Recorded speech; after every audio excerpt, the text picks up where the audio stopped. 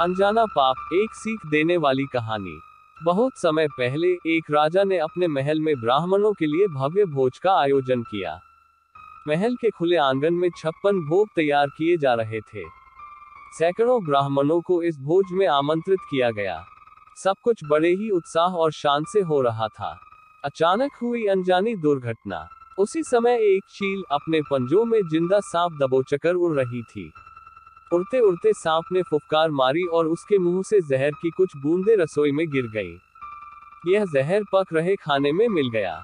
किसी को इस घटना की भनक तक नहीं लगी। जब भोजन तैयार हुआ तो उसे ब्राह्मणों को महाप्रसाद के रूप में परोसा गया। दुर्भाग्यवश जहरीला खाना खाने से सभी ब्राह्मणों की मृत्यु हो गई। राजा की चिंता और यमराज की उलझन। जब राजा को इस हादसे की जानकारी हुई तो वह बेहद दुखी हो गया। उसे लगा कि ब्रह्महत्या का पाप उसके सिर पर चढ़ गया है। वहीं यमराज के लिए ये तय करना मुश्किल हो गया कि इस महापाप के लिए जिम्मेदार कौन है।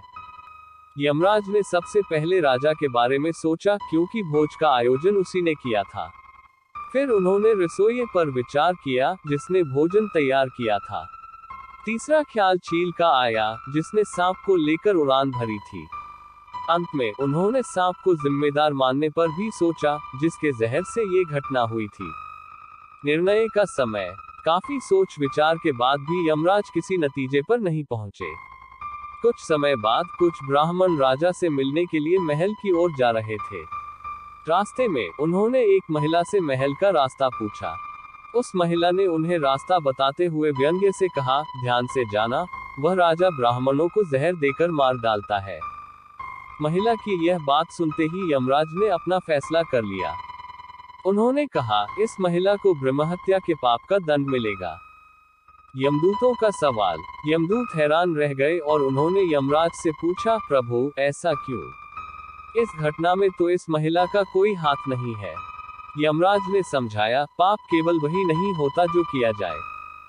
जब कोई व्यक्ति किसी घटना में दूसरों के दुख से आनंद लेता है या उसे बड़ा चढ़ाकर बोलता है, तो वह भी पाप का भागीदार बन जाता है।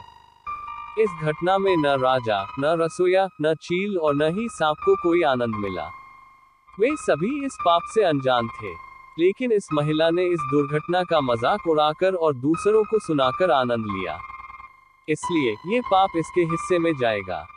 सीख। ये कहानी हमें सिखाती है कि पाप केवल बड़े अपराधों से ही नहीं होता। दूसरों की बुराई करना, व्यंग्य करना और किसी की परेशानी का मजा लेना भी पाप है। अक्सर हम सोचते हैं कि हमने कोई गलत काम नहीं किया, फिर भी हमें सजा क्यों मिलती है। असल में ये दंड उन छोटे छोटे पापों का होता है जिन्हें हम निंदा या व्यर्थ बातों के जरिए संचित करते हैं। तो याद रखें, निंदा और दूसरों के दुख का आनंद लेना भी एक गंभीर पाप है।